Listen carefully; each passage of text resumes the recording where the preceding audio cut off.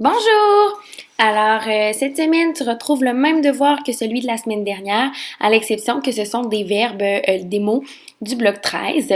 Les phrases que tu retrouveras cette semaine sont au conditionnel présent, puisque c'est le temps de verbe qui est à l'étude. Nous allons revoir là, sa formulation, mais tu peux commencer tout de même à te pratiquer avec les phrases. Je te rappelle que le conditionnel présent, c'est souvent composé des si, puisque ce sont des informations qui sont incertaines ou pour exprimer des souhaits, des désirs, quelque chose d'imaginaire, ou bien exprimer une demande, un conseil. Donc le conditionnel présent se retrouve beaucoup dans nos textes en commençant par des si. Et cette semaine, les trois phrases que tu auras là, contiennent donc des petits si à l'intérieur.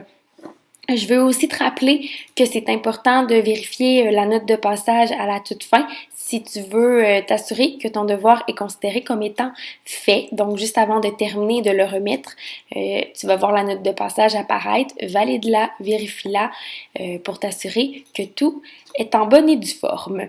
Donc, la première phrase, elle commence comme suit. Si l'immense paquebot n'avait pas coulé dans le golfe du Mexique, les caporaux ne se seraient pas noyés. Fin de la phrase.